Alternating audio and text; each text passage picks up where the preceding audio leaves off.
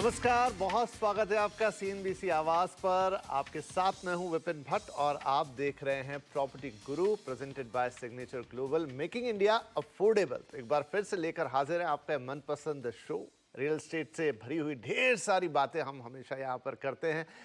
Property बाजार का ताज़ा हाल आपको बताते हैं, क्या कुछ लेटेस्ट है वो जानने की कोशिश करते हैं और आपके सवाल बनते हैं इनका माध्यम, जिनका जवाब देने की और आपकी हर रियल एस्टेट से जुड़ी हुई तकलीफ को, दिक्कत को, परेशानी को या फिर किसी भी क्वेरी को यहाँ पर हम एड्रेस करने की कोशिश करते हैं। तो यही सारी बातचीत आज भी करेंगे। हमारे साथ आज के मेहमान हैं एनारॉक के president capital markets Mohammad Aslam साहब। सर, बहुत स्वागत है आपका प्रॉपर्टी गुरु में।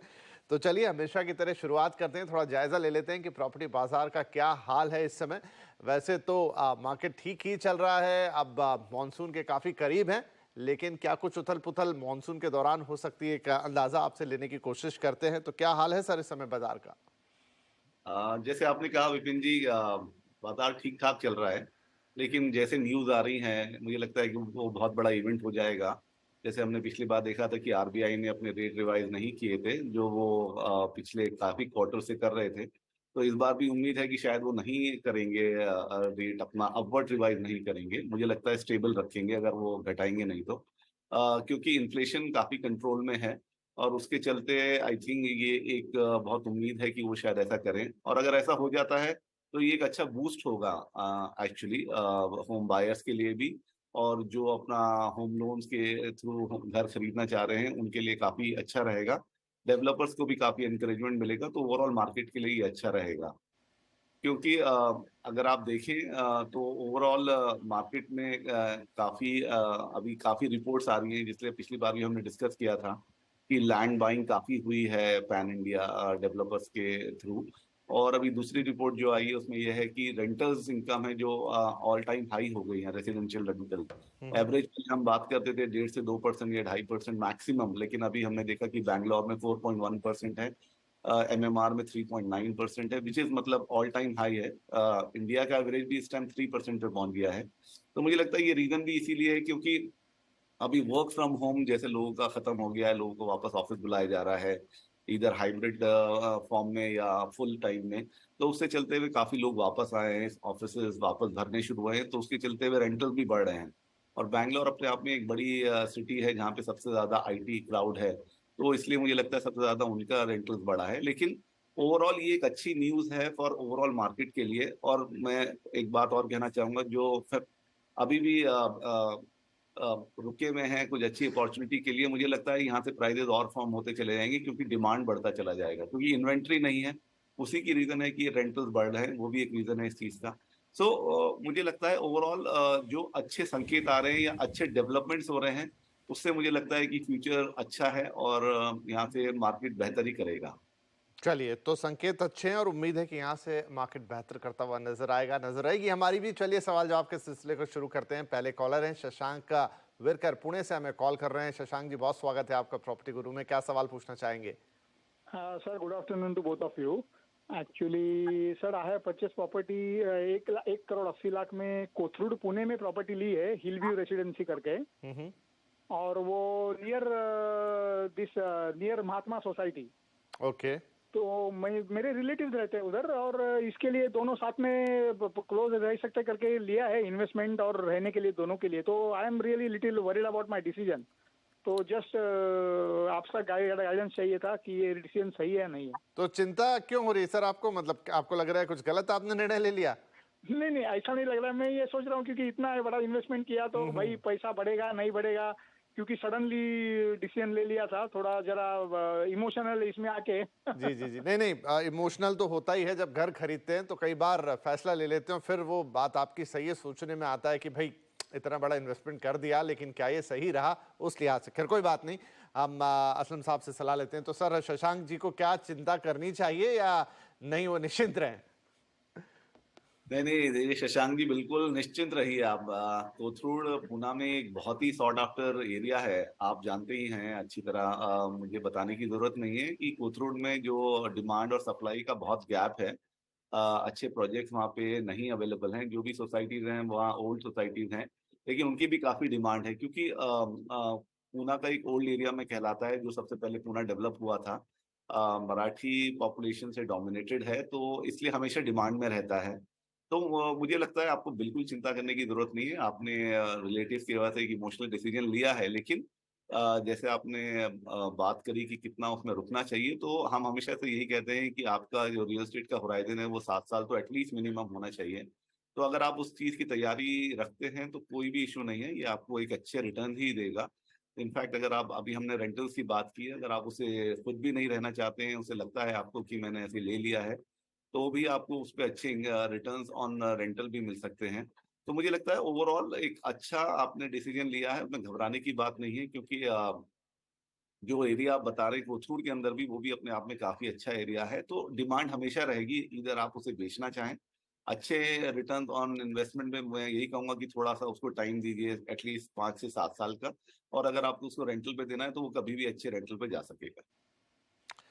चलिए, तो शशांक साहब निश्चिंत रहिए और बहुत बधाई आपको आपकी इस खरीदारी पर, और बढ़िया डिसीजन है। आपने भले ही एक इमोशनल एंगल से लिया, लेकिन एक अच्छा डिसीजन लिया और आगे चल के आपको इसके फायदे भी मिलेंगे। मीनवाइल एंजॉय योर प्रॉपर्टी, और आप अपने रिश्तेदारों के साथ भी रह पाएंगे, तो ये भी आपके लिए एक अच्छी बात होने जा रही है। राइट, तो चलिए, ये शशांक जी के लिए सलाह हो गई। अब एक ईमेल है हमारे पास, ये है ब्रिजमोहन साहब का, बेंगलुरु से हमें भेजा है, और आपका सवाल है कि आपने एक प्रॉपर्टी है प्रेस्टीज फिंसबरी पार्क रीजेंट, और एक 3 BHK फ्लैट है जो कि 74 लाख रुपए का है। पोजीशन मिलेगा 2023 में। तो पूछना चाहते हैं कि 2-3 साल में कैसा अप्रिसिएशन मिल सकता है, किस तरह का यहाँ रेंटल रिटर्न है, और कब तक इसमें बने रहें। ये भी ले चुके हैं ये प्रॉपर्टी, और पोजीशन इनको मिलेगा 2023 में। तो सर, ये भी शायद लाइन पर होते तो थोड़ा ऐसा ही बोलते कि मुझे थोड़ी चिंता है, तो इन्हें निश्चिंत रहना चाहिए या इन्हें चिंता की ज़रूरत है? नहीं, मुझे खुशी इस बात की कि अच्छा है हमने अपना स्टार्टिंग में ही बात किया रेंटल्स के लिए, और दोनों ही जो आपके दोनों कॉलर्स हैं या जिन्होंने मेल लिखा है, उनका क्वेश्चन ही है कि रेंटल इनकम क्या रहेगी। हुँ। बैंगलोर में तो अभी हमने बात की कि इस टाइम ऑल टाइम हाई है बैंगलोर का, और आपने प्रोजेक्ट भी प्रेस्टीज में लिया है। तो प्रेस्टीज अपने आप में एक ब्रांड है बैंगलोर में, और उसका कोई भी प्रोजेक्ट कभी भी लाइक आप समझ सकते हैं कि मोस्ट ऑफ द टाइम उन्होंने डिलीवरी टाइम पे दिया है, और उनके प्रोजेक्ट्स में इन्वेस्टमेंट करने का लोगों को अच्छे रिटर्न्स भी मिले हैं, क्योंकि प्रेस्टीज अपने आप में एक ब्रांड होने के लिए हमेशा सॉट आफ्टर रहता है। इधर आप रीसेल मार्केट में देखें या आप उसमें रेंटल्स देखें, बैंगलोर अपने आप में रेंटल्स के लिए काफ़ी एक्चुअली इस टाइम हीटेड अप है। काफ़ी रेंटल्स की डिमांड है, लोगों को रेंटल घर नहीं मिल रहे हैं, तो इसलिए रेंटल्स बढ़ते जा रहे हैं। तो मुझे लगता है ये आपका एक अच्छा डिसीजन है। मैं प्योरली प्योरली प्रेस्टीज की वजह से एज़ अ ब्रांड नेम पे आपको ये बात बता रहा हूँ। और मुझे लगता है कि ये 2-3 साल का थोड़ा-सा आपको अपना होराइज़न बढ़ाना पड़ेगा। अगर आपको उसमें कैपिटल वैल्यूज़ का एप्रिशिएशन आप देख रहे हैं, तो उसको प्लीज़ 7 इयर्स तक देखिए। अगर आप 7 इयर्स तक रुक सकते हैं, तो 5 टू 7 इयर्स रुक जाइए, और डेफ़िनिटली वो आपको एक अच्छे रिटर्न्स ही देके जाएगा। क्योंकि बैंगलोर में जो जिस तरह से अभी आपका इंफ्रास्ट्रक्चर का डेवलपमेंट हो रहा है, क्योंकि वो एक एक कंसर्न था, तो मुझे लगता है वो भी थोड़े दिनों में रिज़ॉल्व हो जाएगा। बाकी बैंगलोर अपने आप में एक्चुअली सभी के लिए बैंगलोर एक डेस्टिनेशन है, जहाँ हर कोई जाके काम करना चाहता है, तो मुझे लगता है आपका इन्वेस्टमेंट सेफ है। चलिए जी, तो ब्रिजमोहन साहब, आपकी भी इन्वेस्टमेंट सेफ है, एक अच्छा डिसीजन। अगर कोई दुविधा हो और आप सुन पा रहे हो, तो इसमें कोई चिंता की बात नहीं है। बाकी सारे क्या पोटेंशियल्स हैं, क्या चीज़ें हैं, किस तरह के रिटर्न्स हैं, रेंटल रिटर्न्स है, सब असलम जी ने डिटेल में बता दिया है। तो आपको भी बधाई आपकी इस खरीदारी के लिए, एंड एंजॉय योर प्रॉपर्टी। चलिए, इसी के साथ हम ले लेते हैं एक छोटा सा ब्रेक, लेकिन ब्रेक के बाद आपके सवाल और उनके जवाब।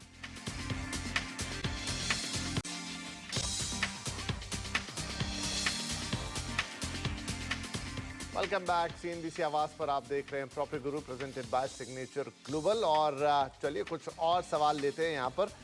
अगले कॉलर है हमारे अक्षय शर्मा साहब, और हमें कॉल कर रहे हैं नोएडा उत्तर प्रदेश से, NCR कह लीजिए। तो अक्षय साहब, बहुत स्वागत है आपका, क्या सवाल रहेगा? सर, मेरा क्वेश्चन सिद्धार्थ विहार गाजियाबाद लोकेशन को लेकर है। First of all I want to know कि ये लोकेशन कैसा है इन्वेस्टमेंट पॉइंट ऑफ व्यू से। सेकेंडली, मैंने एक प्रोजेक्ट शॉर्टलिस्ट किया है यहाँ पे, फ्रेग्रेंस होम। सो ये प्रोजेक्ट कैसा रहेगा अगर मैं यहाँ पे इन्वेस्टमेंट करता हूँ तो? सिद्धार्थ विहार गाजियाबाद, और उसके अंदर फ्रेग्रेंस होम। ठीक है सर, लेते हैं एक सलाह इस पर। तो अक्षय शर्मा साहब, असलम जी, एक गाजियाबाद में सिद्धार्थ विहार में 70 से 80 लाख आई थिंक इसकी कॉस्टिंग आ रही है, फ्रेग्रेंस होम देख रहे हैं। कैसा है ये प्रोजेक्ट आपकी नज़र में? देखिए ओवरऑल सिद्धार्थ विहार एक अच्छा लोकेशन एक्चुअली अभी उभर रहा है, या मैं कह सकता हूँ कि कुछ जो उसके आसपास डेवलपमेंट्स हुए हैं उसके बाद वो एक अच्छा डेस्टिनेशन बन गया है। NH24 काफी पास है उससे, NH58 भी और FNG भी जो हाईवे है फरीदाबाद गाजियाबाद और ये नोएडा जो एक्सप्रेसवे है उसकी भी काफी अच्छी प्रॉक्सिमिटी है। इसके अलावा जो अभी आपका दिल्ली मेरठ एक्सप्रेसवे बन गया है उसके चलते हुए ये पूरे एरिया का डेवलपमेंट काफी स्ट्रांग लग रहा है आने वाले सालों में। तो मुझे लगता है कि क्योंकि एक अच्छा कनेक्टिविटी है, अपने आप में जो इकोनॉमिक ड्राइवर्स हैं वो अपने आप डेवलप होना शुरू हो जाते हैं एरिया में। वैसे हिस्टोरिकली काफी पॉपुलेटेड एरिया है, पुराने टाइम का है, लेकिन अभी जो उसका इंफ्रास्ट्रक्चर डेवलप हो रहा है, चाहे आप मेट्रो कह लीजिए, चाहे नेशनल हाईवे से कनेक्टिविटी देख लीजिए, तो उसके चलते हुए मुझे लगता है फ्यूचर में क्योंकि कनेक्टिविटी अच्छी रहेगी तो लोग इसे काफी प्रेफर कर रहे हैं, जो लोग नोएडा में या फरीदाबाद या आप कह सकते हैं दिल्ली में जो काम कर रहे हैं, क्योंकि अभी कनेक्टिविटी काफी अच्छी हो गई है। इसके अलावा जो ये दिल्ली मेरठ हाईवे है उसके चलते हुए जो मेरठ मोदी नगर या उससे आगे के इलाके के जो लोग हैं वो उसको अभी उनके लिए कन्वीनियंट हो गया है गाजियाबाद में काम करने आने के लिए, तो वो वहां रह के अपना अप डाउन कर रहे हैं, जो कि टाइम अभी बहुत कम हो गया है इस हाईवे के चलते हुए। तो उससे ओवरऑल वो पूरे एरिया का डेवलपमेंट होगा। आप उसमें चाहे रिटेल में ले लीजिए, चाहे इंफ्रास्ट्रक्चर की तरीके सॉरी रिटेल कमर्शियल या कोई भी आप बाकी चीजें देखेंगे, तो मुझे लगता है कि आपने अगर प्रोजेक्ट वहाँ आइडेंटिफाई किया है तो अच्छा है, क्योंकि उस एरिया में प्राइजेस भी कंपैरेटिवली नोएडा या दूसरे पार्ट ऑफ दिल्ली से काफी रीजनेबल हैं और अच्छा टाइम है इन्वेस्टमेंट करने का। आपने जिस प्रोजेक्ट के बारे में बात की है उसके बारे में कोई नेगेटिव नहीं सुना है हमने, तो मुझे लगता है आप उसमें जा सकते हैं। जैसा हम हमेशा कहते हैं कि थोड़ा-सा ड्यू डिलिजेंस कर लीजिएगा अपने हिसाब से, और प्रोजेक्ट के बारे में कोई नेगेटिव बात हमने नहीं सुनी। चलिए साहब, तो यहाँ पर कोई नेगेटिव नहीं है प्रोजेक्ट के लिए। एंड ओवरऑल एरिया, क्योंकि एरिया भी काफ़ी इंपॉर्टेंट होता है, उसके क्या प्रोस्पेक्ट हैं, किस तरह से डेवलप हो रहा है, कनेक्टिविटी के लिहाज से कैसा है, सोशल इंफ्रास्ट्रक्चर, तमाम जानकारी असलम साहब ने आपको दे दी है, तो आप इसके साथ आगे बढ़ सकते हैं। यही सलाह हम दे सकते हैं। प्रोजेक्ट के बारे में एज सच कोई नेगेटिव नहीं है मार्केट में इस समय। चलिए, अब एक और ईमेल है हमारे पास और ये है लुइस डिसूजा साहब का, वडाला मुंबई से इन्होंने भेजा है। और एक प्रोजेक्ट ये देख रहे हैं, मंगलम रोहिंजान, लोकेशन इसकी है खारगर नवी मुंबई, 1 BHK है, 35 से 40 लाख रुपए का, और इसका पोजीशन इस साल के अंत तक मिल सकता है। तो अब ओवरऑल एरिया, प्रोजेक्ट अगेन वही राय चाहिए असलम साहब, कैसा है एरिया, कैसा है प्रोजेक्ट, निवेश के लिए कितना उपयुक्त है?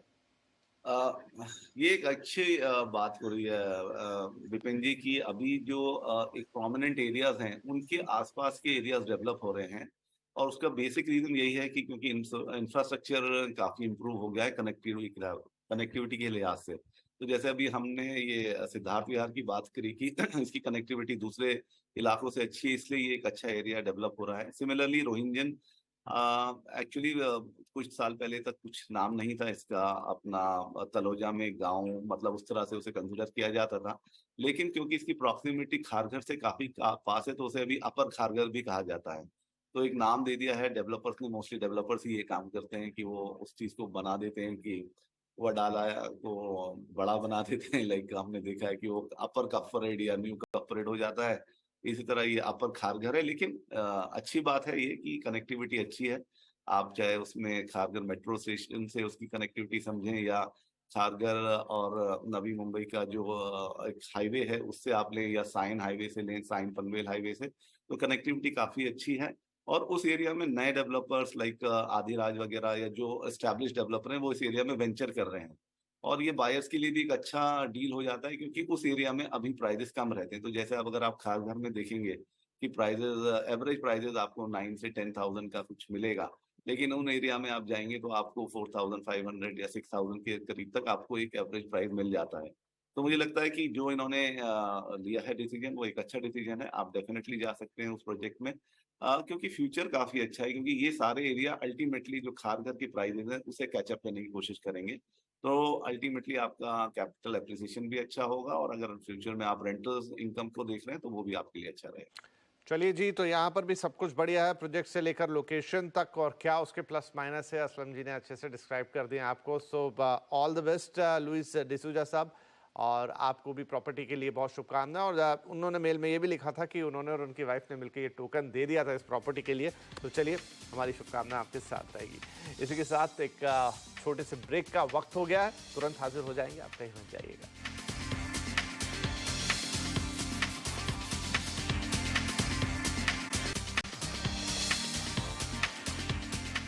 Welcome back. सीएनबीसी आवाज पर प्रॉपर्टी गुरु जारी है और हम आपके सवालों के जवाब दे रहे हैं। मोहम्मद असलम साहब हमारे साथ बने हुए हैं और अब हमारी अगली कॉलर आ गई हैं, श्वेता चतुर्वेदी नई दिल्ली से हमें कॉल कर रही हैं। श्वेता जी, बहुत स्वागत है प्रॉपर्टी गुरु में आपका। क्या सवाल रहेगा? Good afternoon sir. मेरा सवाल है, मैं प्रॉपर्टी देख रही थी गाजियाबाद सिद्धार्थ विहार में, तो सर वहाँ प्राइस एप्रिशिएशन क्या रहेगा प्रॉपर्टी लेना? स्पेशली मैं प्रतीक ग्रांड और एपेक्स क्यूबिक के लिए देख रही थी, तो क्या रहेगा सर फ्यूचर उसका? चलिए श्वेता जी, कुछ ही देर पहले हमने सिद्धार्थ नगर गाजियाबाद की बात की और बस प्रोजेक्ट का अंतर है, जो आप प्रोजेक्ट देख रही हो थोड़ा अलग है, लेकिन चलिए फिर से बात कर लेते हैं इस पर। असलम जी, आज काफ़ी सवाल गाजियाबाद को लेकर और खासतौर पर सिद्धार्थ नगर को लेकर आ रहे हैं। सो एक बार फिर से हम बता देते हैं कि कैसा इलाका है, क्या है, और अगर ये प्रोजेक्ट जो देख रही हैं दो पर्टिकुलर, उस पर आप कोई टिप्पणी करना चाहें। नहीं, आई थिंक ये काफी एनकरेजिंग साइन है इंडस्ट्री के लिए भी कि अभी एनसीआर में काफी गहमा गहमी है। लोगों ने जिन्होंने कोविड के बाद एनसीआर में मिस किया है बाय करना, मुझे लगता है कि अभी वो लोग बाय कर रहे हैं, क्योंकि प्राइजेस यहाँ से बढ़ते जा रहे हैं, फॉर्म होते जा रहे हैं। तो एक अच्छा डिसीजन है श्वेता जी आपका। सिद्धार्थ विहार के बारे में हमने बात की है, बस क्विकली आपको बता देता हूँ। एक अच्छा एरिया है, कनेक्टिविटी उसकी हमने डिस्कस की है कि चाहे वो NH24 हो या NH58 या फरीदाबाद, नोएडा, गाजियाबाद कॉरिडोर है, उससे कनेक्टिविटी अच्छी होने की वजह से वो पूरे एरिया में अभी डेवलपमेंट के काफी अच्छे प्रोस्पेक्ट्स बन गए हैं। हमने ये भी बात की थी कि क्योंकि ये सारे जो इसकी कनेक्टिविटी है दिल्ली से या मेरठ से या आपका फरीदाबाद से, तो काफी लोगों को जो ट्रैवल करना है काम के लिए, उनके लिए एक आसानी हो गई है। तो यही रीजन होते हैं कि जिसकी वजह से एक पर्टिकुलर एरिया डेवलप होता है। तो उस एरिया में अभी फ्यूचर इसलिए अच्छा है क्योंकि प्राइजेस अभी भी रीजनेबल हैं एज कम्पेयर टू आप नोएडा से या दिल्ली से कंपेयर करें। तो एक अच्छा ऑप्शन बन जाता है लोगों के लिए कि वो सिद्धार्थ विहार जैसे इलाकों में घर खरीदें और वो अपना काम करने के लिए अगर उनको नोएडा या दिल्ली जाना है तो वो जा सकते हैं। तो फ्यूचर अच्छा है, तो आप अगर उस एरिया में खरीदने के लिए देख रही हैं तो मुझे लगता है आपको उसमें ले लेना चाहिए। उसके यहाँ से दाम डेफिनेटली बढ़ेंगे और आपको रेंटल इनकम भी अच्छा मिल सकता है। रही बात आपने जो दोनों प्रोजेक्ट की बात की, तो दोनों ही हमारे नामी डेवलपर्स हैं। प्रतीक ग्रैंड जो आप बात कर रहे हैं या दूसरा जो आपने डेवलपर का नाम किया है, दोनों अच्छा काम कर रहे हैं। प्रतीक वालों की काफ़ी प्रोजेक्ट्स हैं। तो अगर आप मुझसे वैसे पूछेंगे तो मैं प्रतीक के लिए आपको सलाह दूंगा, क्योंकि ट्राइड एंड टेस्टेड है, उस एरिया में बनाया है और डिलीवर भी किया है। लेकिन फिर भी आप दोनों को कंपेयर कर सकती हैं और जो आपको सेटिस्फैक्शन आपको प्राइस वाइज या डिलीवरी कब है और क्वालिटी ऑफ कंस्ट्रक्शन कैसा है, उसको देखते हुए आप उसमें से चूज कर सकते हैं। चलिए श्वेता जी, तो बहुत विस्तार से एक बार फिर से बात हो गई सिद्धार्थ विहार गाजियाबाद पर, आपके प्रोजेक्ट के बारे में भी राय दे दी है असलम साहब ने। तो आपको भी हम शुभकामनाएं देते हैं। अगर आप बिल्कुल फाइनल कर चुकी हैं तो ज़रूर ये डिसीजन ले सकते हैं और आगे आपकी प्रॉपर्टी आपके लिए अच्छे रिटर्न्स लाए और आपको उसमें रहने में भी मज़ा आए, यही शुभकामनाएं हमारी। चलिए हम आगे बढ़ लेते हैं। अब एक और ईमेल हमारे पास नीलेश शाह साहब का गुजरात से है। प्रोजेक्ट पर सुझाव चाहते हैं और मुंबई में लेना चाहते हैं। दहीसर, घोड़बंदर रोड या फिर डुम्बीवली, ये 2-3 इलाके हैं जो इनकी नज़र में। एक 2 BHK खरीदना चाहते हैं। 50 से 65 लाख तक का बजट रखते हैं और रेडी पोजीशन इन्हें चाहिए। तो अब रेडी पोजीशन इस कीमत में इन इलाकों में देखते हैं आता है कि नहीं। असलम साहब, क्या राय होगी? तो दहीसर, घोड़बंदर रोड, ठाणे और डोंबिवली, 3 इलाके, 50 से 65 लाख का बजट है। जी, देखिए थोड़ा डिफिकल्ट है 50 से 65 लाख में। जो प्राइजेस उस एरिया में चल रहे हैं, मैं पहले घोड़बंदर दहीसर इलाके की बात करता हूँ। तो दोनों इलाके थोड़े से एक्सपेंसिव हैं और अभी क्या हो गया है कि 1 BHK एक तरह से डेवलपर्स ने बनाने बंद कर दिए हैं। इतनी सप्लाई नहीं रहती है, तो ज़्यादातर 2 BHK और 3 BHK लोग बना रहे हैं। कोविड के बाद डिमांड भी एक्चुअली बड़े घरों की हुई है, तो उसके लिए। लेकिन आई थिंक आपके बजट में फिर भी उम्मीद है कि रीसेल में आपको डेफिनेटली मिल जाएगा। डोंबिवली में डेफिनेटली आपको 50 to 60 लाख में मिल सकता है, लेकिन उसमें भी आपको थोड़ा बजट बढ़ा के 2 BHK के लिए अगर आप ट्राई करेंगे तो वहां भी आपको मिल सकता है।